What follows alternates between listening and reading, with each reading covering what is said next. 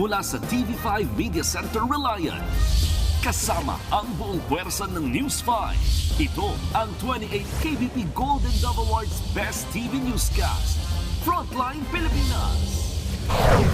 News 5 Exclusive. Sapul sa CCTV. Bag na hindi kanya, kinalkal ng kawatan sa isang kainan sa Tarlac. Pati ang cellphone, tinangay. Isa pang sapul sa video sa isa ring kainan. Vault na may lamang 300,000 pesos cash, tinangay sa Caloocan sa tinapon sa NLEX.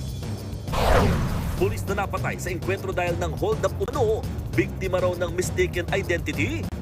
Pulis na isinumbong ang kabaro niyang jumuduty ng lasing, patay matapos pagbabaril sa Banggit, Abra. Pasabog ni Senator Amy Marcos. Congressman Martin Romualdez, tatayong VIP witness daw sana sa investigasyon ng Senado sa flood control scandal, pero nahiya raw kaya nag-back out. At mga nauna ng testigo, balak daw bumaliktad. Panoorin ninyo, sigurado ako dyan. Pre-measure, tinakot ang pamilya, at halos tinutukan ang asawa at anak. Kabayanihan sa gitna ng kalamidad. 15 anyos na Benatilio, iniligtas ang higit 50 niyang kabarangay sa kasagsagan ng baha. Programang Oplan Kontrabaha na pupondoan ng 2.5 billion pesos inilunsad sa pangunguna ni Pangulong Bongbong Marcos. Habang si Vice President Sara Duterte nakiramay sa mga namatayan sa bagyo. Sa pulsa video, pulis dinambahan ng leopard. Ang mga ganyang hayop nakapatay na raw ng mag-asawa sa komunidad.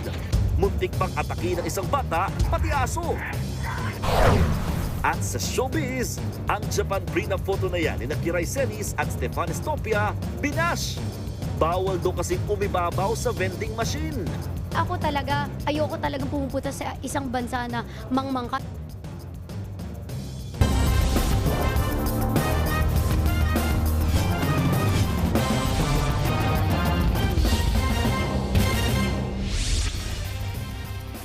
Nasa pool sa CCTV ang isang lalaking kinalkal ang bag na hindi naman kanya.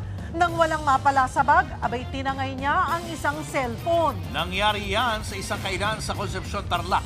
Pang-best actor pa nga ang drama ng suspect na kunwari ay busy pero biglang dumekwat. Nasa frontline na balitang yan si Faith Del Mundo, exclusive. Nakatayo at pa-cellphone ang lalaking yan sa tapat ng isang fast food stall sa Barangay Santiago, Concepcion, Tarlac. Ilang saglit pa, yumuko siya para ubutin ang isang bag malapit sa lutuan. Ilang segundo rin niya itong kinalkal. At nang tila walang makitang makukulimbat sa loob nito, nagbisi-bisihan ulit ang lalaki sa pagsa-cellphone. Nagmasid at lumayo saglit. Maya-maya pa muli itong bumalik sa kusina, dire-diretsong pumasok at dinampot ang cellphone na nakapatong sa ibabaw ng freezer. Sabay sakay sa nakaabang na tricycle. Ayon sa biktimang tindera, saglit lang siyang umalis para hugasan ang mga lulutuing pagkain. Pero pagbalik niya, makalipas lang daw ng halos 1 minuto, wala na ang kanyang cellphone. Nag-report na ang biktima sa mga otoridad. Inimbestigahan na ang pagkakakilanlan ng salarin. Nagbabalita mula sa Frontline, Faith Del Mundo, News 5. Namaril at nakapatay ang isang pulis matapos umanong isumbong dahil nag-duty siya ng lasing sa Banggit, Abra. Ang suspect napatay din.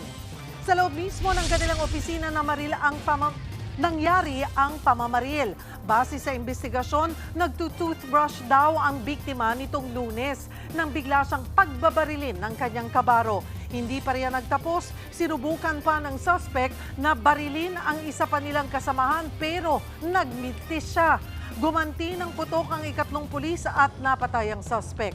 Sumuko naman ang pulis na nakabaril sa suspect at pati siya nahaharap ngayon sa reklamong homicide. Sa ibang balita, sabay-sabay lilinisin at ayusin ng gobyerno ang waterways at drainage sa Metro Manila para mabawasan ang pagbaha. Target niyang magawa sa loob ng 9 na buwan at popondohan ng 2.5 billion pesos. Nasa frontline ng balitang yan si Maricel Halili. Kasunod ng buhos ng ulan, ang pagbaha sa iba't ibang bahagi ng bansa, kabilang ang Metro Manila. Sabi ng DPWH, Nasa 120 waterways sa NCR ang barado dahil sa basura. Yan daw ang kailangang hukayin at linisin. Isa sa ayos din ang mga pumping station at mga estero. Yan ang oplan kontrabaha ng gobyerno na gagawin sa loob ng 9 na buwan.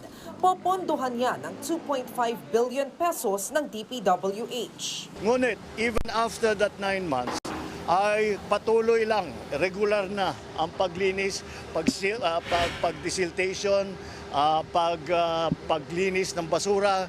Lahat ito ay patuloy natin gagawin. Hindi natin pwedeng tigilan dahil alam naman natin umiipon pa. Kanina, personal na ininspeksyon ni Pangulong Bongbong Marcos ang Balihatar Creek sa Parañaque.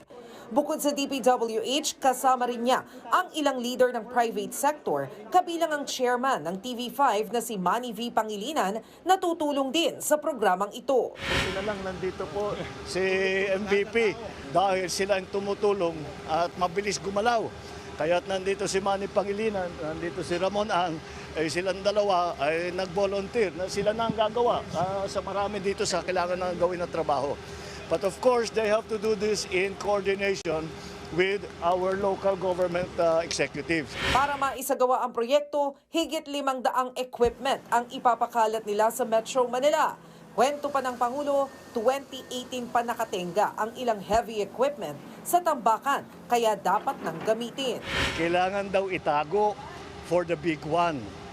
Pero ito na yata yung big one when it comes to flooding. Ano pang inaantay natin? Problema rin ang mga hindi gumaganang pumping stations. Imbis na magbigay ng solusyon, ito pa ang naging problema, yung mga pumping station na linagay.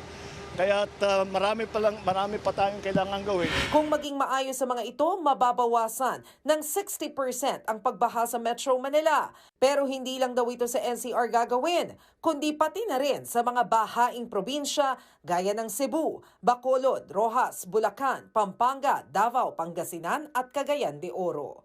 Nagbabalita mula sa Frontline, Maricel Halili, News 5. Susunod, 2 suspect sa pagnanakaw ng vault sa isang fast food resto sa Bulacan, timbog. Isang pulis sa India dinambahan ng leopard. At Cherry Tigo import na si Uni Batista nagpakawala ng record high na 41 points sa PVL Reinforced Conference. Abangan ng lahat ng yan sa pagbabalik ng Frontline Pilipinas.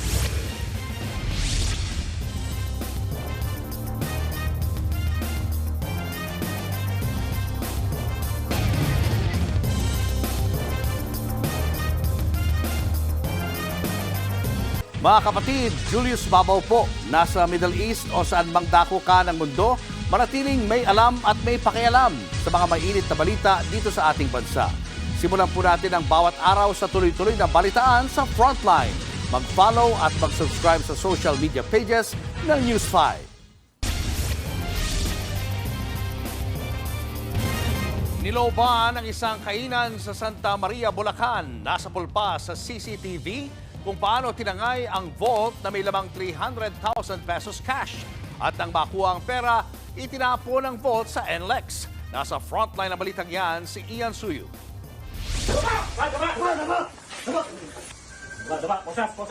Pinadapa at pinusasan ng mga pulis ang 2 lalaking yan na natuntun nila sa isang bahay sa Caloocan. Sangkot umano ang 2 inaresto sa pagnanakaw sa isang fast food restaurant sa Santa Maria, Bulacan. Nakumpiska ang ilang plaka ng sasakyan, cutter at mga lagari na hinihinalang gagamitin sa isa pang pagnanakaw. Ayon sa mga pulis, linggo ng madaling araw ng looban ng mga suspect ang kainan. Immediately sir, nag-respond po ang tropa natin. Nagpunta po kaagad sa insidente kung saan nangyari. Then nag-retrieve na kaagad kami ng mga CCTVs na ma-find out namin kung sino yung mga gumawa nito. Sa backtracking ng CCTV, kita pa ang pagpasok ng mga suspect sa kwarto ng restaurant. Nang makita ang vault, hinila nila ito palabas. Pagdating sa labas, pinagtulungan nilang isakay sa kotse ang vault kasama ang 2 pang kasabwat. Naplakahan daw ang sasakyan ng mga suspect kaya natuntun ang 2 sa kanila. Na-recover naman ang vault na itinapon ng mga suspect sa bahagi ng NLEX. Pero wala na ang laman nitong nasa 300,000 piso. Hindi itinanggi ng mga suspect ang krimen. Saan nyo dinala yung pera? Ubus na po eh. Mga pangailangan lang po sir. Dulot ng pangangailangan po sir ng pera. Tinutugis pa ang dalawa nilang kasabwat. Nagbabalita mula sa frontline. Ian Suyu, News 5. Dalawa ang sugatan matapos bumangga ang isang jeep sa nakaparadang kotse sa Dinalupihan, Bataan. Base sa investigasyon, bumabiyahe sa Zigzag Road ang jeep nang biglang mawalan ito ng preno. Bumulusok sa pababang kalsada ang jeep hanggang sa lumipat sa kabilang linya at nabangga ang kotse. Tuluyang nahulog ang jeep sa gilid ng daan at nabangga pa ang isang bakod. Sa lakas ng impact, bumaliktad naman ang nabanggang kotse. Dinala sa ospital ang dalawang sugatan na pasahero ng jeep habang nakakulong ang tsoper na mahaharap sa reklamong reckless imprudence resulting in multiple damage to property.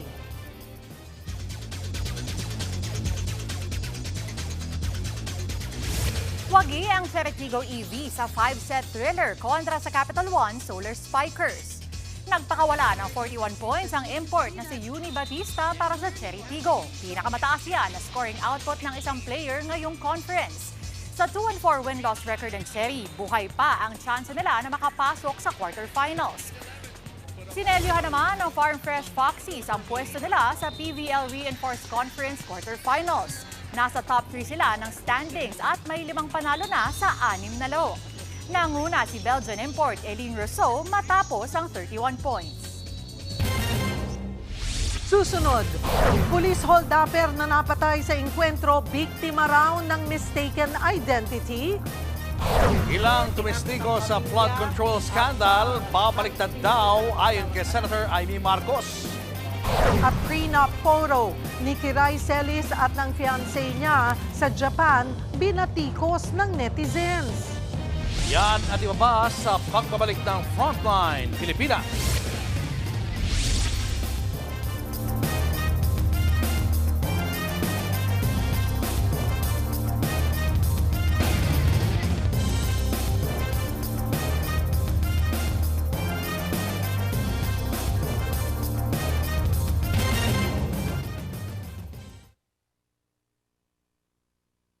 Mga kapatid, Julius Babaw po.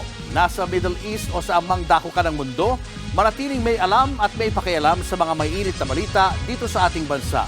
Simulan po natin ang bawat araw sa tuloy-tuloy na balitaan sa Frontline. Mag-follow at mag-subscribe sa social media pages ng News 5. Lubog pa rin sa baha ang 22 barangay sa Kalumpit, Bulacan. Ilang araw matapos manalasa ang bagyong Uwan. Kanya-kanyang lusong ang ilang residente sa hanggang baywang na tubig habang may mga bata na tuwang-tuwa naman sa paglangoy sa baha. May mga nakapwesto na rin na bangka sa labas ng ilang bahay. Yan na raw kasi ang nagsisilbi nilang transportasyon palabas at papasok ng bayan. Dahil sa baha, maraming bakwit ang ayaw pang bumalik sa kani-kanilang bahay. Ayon sa MDRRMO, higit 700 residente pa ang mga nananatili sa evacuation center sa bayan. Inatake ng pating ang isang senior citizen na windsurfer sa Australia. Sa pool sa video, ang 61 years old na surfer habang nasa dagat. Maya-maya, makikitang biglang nagkaroon ng splash at nawala ang surfer. At sa puntong yan, inatake na pala ito ng pating. Nakalangoy rin agad pabalik ng dalampasigan ang biktima. Hindi na rin daw siya hinabol ng pating na lumangoy sa mas malalim na bahagi ng karagatan. Susunod, pulis na ng hold up at napatay ng kanyang mga kabaro. Biktima nga lang ba ng mistaken identity? Ampo ni Senador Bato, nagmatigas, hindi raw siya pwedeng isuko ng gobyerno sa ICC. Ilang testigo sa Senado tungkol sa anomalya sa flood control projects, babaliktad daw dahil tinakot ang pamilya, ayon kay Senator Amy Marcos. At sa Pulsar video, ang pulis na inatake ng Leopard. Tutok lang mga kapatid, magbabalik pa ang Frontline Pilipinas.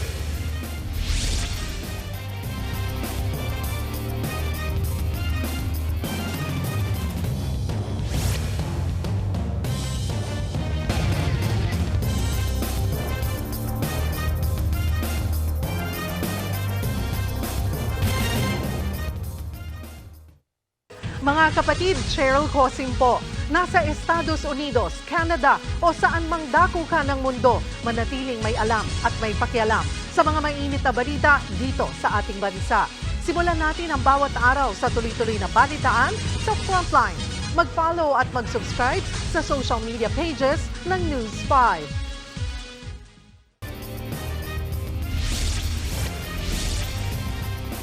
Nanindigan ang kampo ni Senator Bato de la Rosa na hindi siya pwedeng isuko sa International Criminal Court tulad ng plano ng Department of Justice. Sa gitna yan ng bali-balitang may inilabas ng arrest warrant laban sa senador.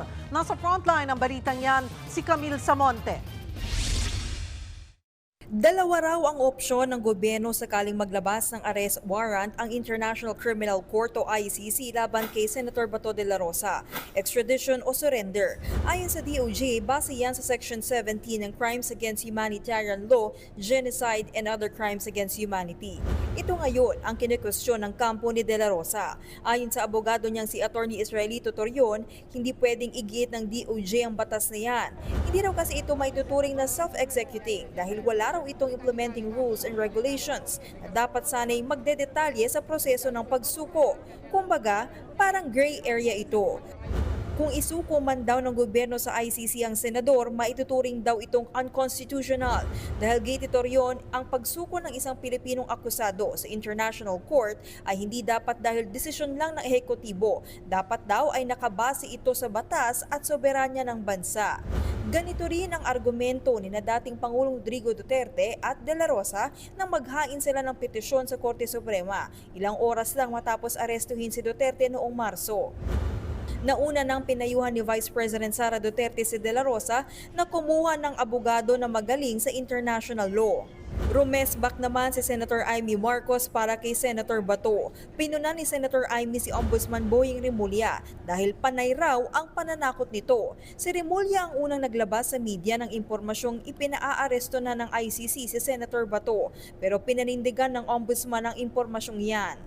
Isang malaking kabulastugan ang pinagsasabi nila na may balita, na merong warrant, na narinig nila, na may kopya, na hindi maipakita, pero sinentensyahan na kung anong gagawin. Ano bang kalokohan yan? Kung may warrant, ilabas. Kung walang warrant, tumahimik na kayo. Tantanan na ninyo kami. Ano ba naman pananakot ng ginagawa yan? Dagdag pa ni Senator Amy, hindi dapat payagang maulit ang nangyari kay dating Pangulong Rodrigo Duterte. Sa ngayon, no-show pa rin si De La Rosa sa Senado. Ayon kay Senate President Tito Soto, hindi kailangan magsabi ang isang senador kung a-absent siya sa sesyon. Nakatakda ring sumalang si De La Rosa sa plenary debates ng Defense Department sa susunod na linggo. Aabangan ngayon kung sisipot siya rito. Huling nakita si De La Rosa nang namigay ng tulong sa mga apektado ng Bagyong Tinyo sa Cebu noong nakaraang linggo. Nagbabalita mula sa Frontline, Camille Samonte, News 5. Inabutan na ng gutom ang mga residenteng binaha sa Tuguegarao City sa Cagayan. Sa 49 na barangay sa lungsod, 5 lang ang hindi binaha. Live mula sa Tuguegarao City, nasa Frontline ang balitang iyan si Mon Gualvez. Mon, kumusta na ang sitwasyon dyan? Julius, hanggang sa ngayon, marami pa ring barangay dito sa Tuguegarao City ang lubog pa nga rin sa baha. Medyo mabagal pero kahit papaano humuhupa na yung tubig gaya dito sa barangay Centro 10. Mula yan sa Lampas Tao o mahigit 10 talampakang taas ng baha kahapon. Sa kabila nito, marami pa ring residente ang piniling hindi lumikas. Unti-unti nang bumababa ang baha sa barangay Anufanan East sa Tuguegarao City sa Cagayan. May ilang lumulusong, habang ang iba gumamit ng pinagdikit-dikit na galon ng tubig para maging bangka. Sa barangay Centro 10, mas malalim pa ang tubig. Kahit bumaba na ang baha, bubong pa lang din ang kita sa mga bahay at tindahan sa lugar. Inabot sa marka ngayon yung tubig dito sa barangay Anufanan East. Ang sinasabi ng mga otoridad, hinaabot daw madalas ng hanggang 1 linggo bago humupa yung tubig dito dahil isa ito sa mga lugar na pinakamatagal bumaba ang baha. Sir, kumusta kayo, Sir? Nay? Kumusta, Nay? Kumusta kayo? Di ba kayo ma-evacuate, Nay? Ang ilang residente hindi lumikas, nangangambang mauubos ng supply ng pagkain nang balikan sila ng mga tauhan ng Philippine Coast Guard kasama ang LGU. Kahit kunting pagkain lang, sir. Saka tubig, sir. Ako lang po, Kasi dapat kapag ganito na, dapat may relief good na eh. Kaysa naman mamaya wala ng tubig, may relief good na. Ayon sa lokal na pamahalaan, makakatanggap naman lahat ng ayuda. Inuuna lang nila ang mga residenteng nasa evacuation center. How can we reach them? May tubig pa. That's first. Number 2, we assume na hindi kayo umalis kasi prepared kayo. And we know na may pagkain kayo. 44 na barangay ang binasa sa Tuguegarao, 5 lang ang hindi. Pero sa mahigit 5,000 pamilyang nakaranas ng baha, higit 1,000 lamang ang lumikas. Tumindi ang baha dahil sa pag-apo ng Cagayan River. Dito kasi ang bagsak ng tubig mula sa mga probinsya ng Isabela, Nueva Vizcaya at Quirino o kung magpapakawala ng tubig sa Magat Dam. Sabi pa ng Tuguegarao LGU. Isa sa dahilan kung bakit kami paulit-ulit na nagpapagod dahil sa mga flood control na palpak. Sa kabila niyan, 0 casualty ang Cagayan, pati na ang Isabela. Dumipensa naman si Isabela Governor Rodito Albano sa mga bumabatikos dahil nasa Germany siya nang tumama ang superbagyong Uwan. Kung akala nila naglalyamerda ako dito sa Germany ito, ito yung pinakamalaking agri-trade fair ng buong mundo. Na lahat ng bansa nandito nagdadala ng kanilang mga equipment at saka technology para sa agriculture. Julius, mabalik dito sa Barangay Centro Jess sa Tuguegarao City. Talagang hirap no sa sitwasyon pa yung kondisyon dito dahil talagang itong inilalakaran ko medyo malapit pa ito sa bungad pero abot na, lampas na ng tuhod hanggang binti. Much more doon sa pinakadulo na hanggang dibdib pa rin yung taas ng tubig. Kaya naman itong Barangay Centro Jess talagang halos parang ghost town na siya dahil wala na munang mga residente na nakatira o nag-i-stay pa dito sa lugar hanggat hindi pa humuhupa itong baha. Posible daw abutin nga ng 1 linggo itong tubig kung sakasakaling hindi na uulan dito sa Cagayan maging sa mga kalapit na probinsya. Julius. Maraming salamat, Mon Gualvez. Hindi magamit ang mga silid-aralan sa ilang paaralan sa Albay matapos itong sirain ng super bagyong Uwan. Apektado tuloy ang pag-aaral ng mga estudyante. Nasa frontline ng balitang yan si Mobile Journal, Arles de los Santos. Kulang-kulang na ang mga bubong. Putol-putol na ang pundasyon ng kisame. Nagkalat pa ang mga libro. Ganyan ang sinapit ng ilang paaralan sa Albay dahil sa pananalasa ng nagdaang super bagyong Uwan. Dito sa Kararayan Naga Elementary School sa bayan ng Tiwi, nilipad ng hangin ang bubong ng nasa 10 silid-aralan. Hindi tuloy mapakinabangan ng mga estudyante ang mga classroom. Ayon sa pamunuan ng paaralan, nagsilbing evacuation center ang mga classroom na ito. Mabuti na lang daw, agad nakita ng caretaker ng paaralan ang pag-angat ng mga bubong noong kasagsagan ng bagyo. Kaya mabilis na pinalipat ang mga bakwit. Pagkalipat namin sa dito, hindi pa nga hindi pa sinda nakalagay sa mga gamit nila. Bumagsak na ang kisame at saka yung yero, naglipada na pa siya rin sa... takot din ako, kaya ako lang isa dito ang nag-monitor sa mga evacuation. Sa ngayon, naka-modular learning ang mahigit 800 estudyante ng paaralan. Sa susunod na linggo pa raw inaasahang babalik sa normal ang klase. Kailangan daw nila ng tulong para maiayos muli ang paaralan. Financial or in-kind man po yan kasi nakikita naman natin na kailangan po talaga yan. Lalong-lalo na po sa mga teachers na nasira po talaga yung ibang gamit nila, materials, resource materials. Hindi lang mga paaralan sa Albay ang nasira ng bagyo. Sa inisyal na tala ng Albay Provincial Agricultural Office, aabot sa 785 million pesos ang pinsala sa agrikultura. Malaking parte riyan ay galing sa rice sector. Aabot naman sa mahigit 9,000 kabahayan ang nasira ng bagyong Uwan. Bukas, nakatakdang bumisita si Pangulong Bongbong Marcos sa Bicol para tignan ang lawak ng pinsala sa rehiyon. Nagbabalita mula sa Frontline, Mobile Journal, Arles de los Santos. Babaliktad na raw ang ilang testigo sa flood control scandal sa pagpapatuloy ng Senate Blue Ribbon Committee hearing. Ayon yan kay Senator Amy Marcos. Ang VIP witness naman na si dating House Speaker Martin Romualdez, haharap daw dapat sa pagdinig pero umatras dahil nahiya raw. Nasa frontline ng balitang yan si Camille Samonte. The thing is that Magpapatuloy ang pagdinig ng Senate Blue Ribbon Committee sa Biyernes kaugnay ng flood control scandal. At ayon kay Senator Amy Marcos, may natanggap siyang impormasyon na babaliktad daw ang ilang testigo. Sabi ng senadora, tinakot daw ang mga ito pati ang kanilang pamilya. Yung pamilya na tinakot ay kay Guteza, kay Orly Guteza? O basta, yun na yun. Abangan na lang ang susunod na kabanata. Ang mangyayari ngayon, magre-recant ang mga testigo. Panoorin ninyo, sigurado ako dyan.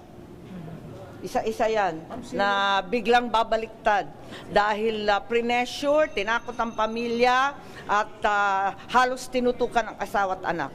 Alam na ninyo kung sino yung pinakamatindi ang testimonya. Kasi pinakamabigat ang kanyang testimonya. Isa sa mga may personal umanong nalalaman sa katiwalian sa flood control scandal ay si Orly Guteza. Siyang nagpakilalang security aid noon ni dating Congressman Zaldico na naghatid umano ng mali-maletang pera sa bahay ni Nako at dating House Speaker Martin Romualdez. Nagkaroon din ng isyu sa sinumpaang salaysay ni Guteza matapos madiskubring peke umano ang pirma at notarial seal nito. Nang tanungin kung sino ang nananakot. Yung mga kaya manakot at yung mga takot na sila ang madadali. Sabi rin ni Senator Amy, si Romualdez ang sinasabing VIP witness na haharap dapat sa pagdinig sa Biyernes. Si Senate Blue Ribbon Chairman Ping Lacson ang nagsabing may haharap na VIP witness sa susunod na hearing. Pero hindi raw matutuloy na humarap si Romualdez. Nagbago ata isip, nahiya din sa sarili. Kasi ang dating narinig ko, magiging state witness, siya ang magiging star witness, bibigyan ng witness protection. Pwede ba naman yon? Linuloko na tayo ng lubus-lubusan. Wala pang pahayag tungkol dito si Romualdez. Matatanda ang sinabi ng DOJ na hindi makukonsidera ang state witness si Romualdez dahil hindi naman siya nag-a-apply para rito. Dumadaan din sa pagsusuri ang mga akusado na gustong maging state witness. Wala pa ring pahayag si Senate Blue Ribbon Chairman Ping Lacson ukol dito. Nagbabalita mula sa Frontline, Camille Samonte, News 5. Isinusulong ni House Speaker Bogie D ang panukalang batas kontra political dynasty. Pero may mga duda na uusa dito lalo't mismong ang House Speaker ay produkto ng political dynasty. Nasa frontline ng balitang yan, si Marian Enriquez. Sa malalang issue ng korupsyon, anti-political dynasty bill ang sagot ni House Speaker Bogie D. Yan ay kahit mismong siya ay produkto ng dinastiya sa Isabela. Katunayan, 16 na kaanak ng House Speaker ang nasa gobyerno base sa kanyang salin. Alam ko pong maraming magtataas ng kilay sa usaping ito. At aaminin ko rin, alam kong may mga matang nakatuon sa akin. Dahil sa aking pamilya, naniniwala ko na ang paglilingkod ay hindi minamana, kundi ipinagkakatiwala ng taong bayan. Alam daw ni D na marami ang magdududa, pero giit niya, panahon ng tutukan ang ugat ng katiwalian. Yan ay ang political dynasty system. Hindi ito ang unang pagtatangka. May sarili ring bersyon ng panukala ang Akbayan Reform Bloc na sina Congressman Shell Jokno, Percy Sendanya, Dada Kiram Ismula at Dinagat Islands Representative Kaka Bagaw. Sa kanilang panukala, bawal na sabay tumakbo ang hanggang sa 4th degree of consanguinity or affinity. Ibig sabihin, hindi pwede ang mag-ama, mag-asawa, magpinsang buo, magbinan, maglolo at maglola. Ang Makabayan Bloc naman, kahit dudang maisa sa batas ang political dynasty bill, naghain din. Nakita na raw kasi nila ang ganitong script noon pa, pero wala namang lumulusot kahit sa Senado. Hamon ni Caloocan Representative Egay Erice kina Pangulong Bongbong Marcos at Vice President Sara Duterte. Kung gusto mo talaga ng reforma, dapat magsimula ka sa iyong sariling pamilya. Kung para sa bayan siya at hindi sa supremacy ng political family nila, dapat suportahan niya rin. Sa ngayon, 6 na anti-dynasty bills ang nakabinbin sa Kamara. At base sa datos ng Philippine Center for Investigative Journalism o PCIJ noong 2024, 71 sa 82 na gobernador at 113 sa 149 na lungsod sa bansa ang kontrolado pa rin ng mga political dynasty. Sa Kongreso, mahigit 200 na mga mambabatas ang kabilang sa dynastiya. Nagbabalita mula sa Frontline, Marian Enriquez, News 5. Nasa intensive care unit pa rin o sa ICU si Chief Presidential Legal Counsel Juan Ponce Enrile dahil sa sakit na pneumonia. Sa pahayag ng kanyang anak na si Katrina, patuloy raw na ginagamot ng mga doktor ang kanyang ama sa abot ng kanilang makakaya. Nagpapasalamat din si Katrina sa lahat ng nagdarasal para sa kanyang ama. Pero humiling siya ng privacy para sa kanilang pamilya. Una nang inanunsyo ni Senador Jinggoy Estrada sa Senado ang kritikal umunong kondisyon ni Enrile na 101 years old na. Nag-alay ng panalangin ang Senado para kay Enrile na nagsilbi noon bilang Senate President.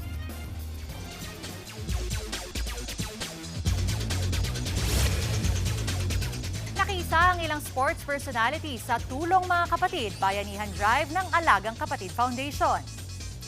Kabilang sa mga nag-donate ng kanilang gamit para sa fundraising ang sports analyst na si Nikki Villasin at Blackwater bossing rookie Dalf Panopio. Ibibenta ni Nikki ang kanyang loafers habang dala naman ni Dalf ang mga damit ng girlfriend niyang si SEA Games gold medalist Kaizen De La Serna. Ang East Asia Super League naman idodonate sa mga nasalanta ng bagyong Tino sa Cebu ang kikitain ng laban ng Meralco Bolts at Macau Black Bears. Gaganapin ang laban sa Cebu Coliseum sa Sabado. At pwede rin kayong makatulong sa pagsuporta sa aming gagawing Tulong Mga Kapatid Bayanihan Drive live selling sa November 14, Biyernes, alas 7 ng gabi sa News 5 TikTok account. At yan muna ang latest sa Frontline ng Sports. Ako po si Denise Tan.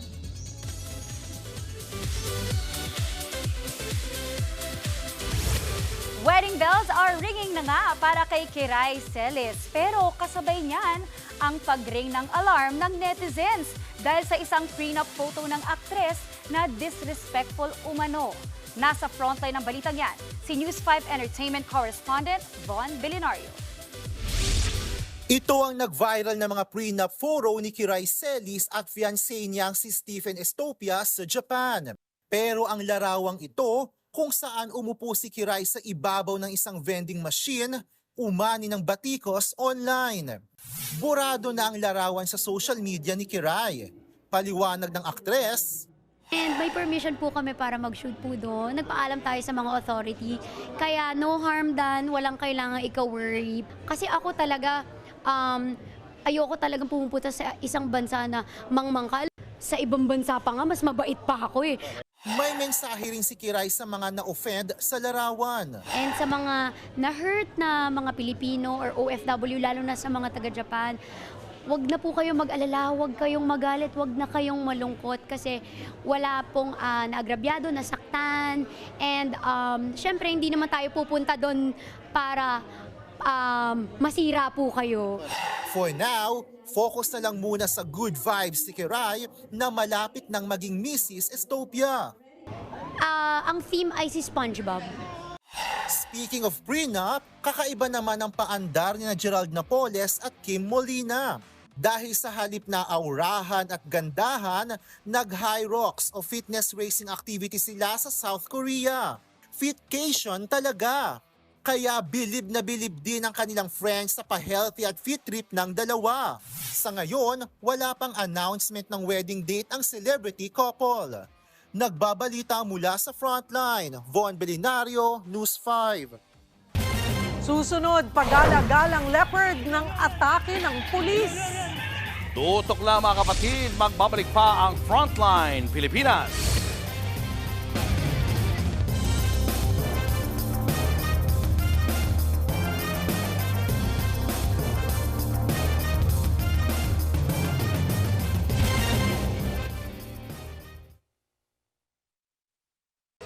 Mga kapatid, Cheryl Cosing po. Nasa Estados Unidos, Canada o saan man dako ka ng mundo, manatiling may alam at may pakialam sa mga maiinit na balita dito sa ating bansa. Simulan natin ang bawat araw sa tuloy-tuloy na balitaan sa Frontline. Mag-follow at mag-subscribe sa social media pages ng News 5. Ikinatakot ng mga residente ang isang pagala-galang leopard sa India. Nasapul pa nga sa video ang pagdamba nito sa isang pulis. Nasa frontline ng balitang yan, si Rainiel Pawid. Nagkukumahog tumakbo palabas ng eskinita ang mga pulis na yan sa Kolpahur City sa India. Ang naiwan nilang kasamahan biglang dinamba ng isang leopard. Agad din siyang tumayo at iika-ikang sumunod sa mga kasama. Yun nga lang, sumulpot ulit ang hayop. Kaya nagtakbuhan ulit sila paakyat naman ng isang bahay. Sa isa pang video, makikitang nagtago ang leopard sa isang butas sa may bakuran ng isang residente. Dito na nakakuha ng tiyempo ang mga pulis na hulihin ang hayop. Bitbit ang shield at net, dahan-dahan silang lumapit at inabangan ng leopard mula sa butas. Hanggang sa natrap ito ng net. Tulong-tulong na rumesponde ang mga pulis at forest rangers para pakalmahin ang mabangis na hayop. Dalawa sa kanila ang sugatan. Hindi ito ang unang beses na may nakitang leopard sa lugar. Ayon sa mga otoridad, may mag-asawang senior citizen ang inatake rin ng isang leopard noong nakaraang buwan. Bukod dyan, may mga namataan din sa iba pang mga lungsod na malapit sa kabundukan. Tulad nito na muntik atakihin ang isang batang naglalaro sa swing. At nito, kung saan aso naman ang muntik ng madali. May naispatan ding leopard na pag-alagala malapit sa isang universidad. Ayon sa mga otoridad, patuloy silang gumagawa ng mga paraan para siguraduhing ligtas ang mga residente. Nagbabalita mula sa frontline, Rainiel Pawid, News 5.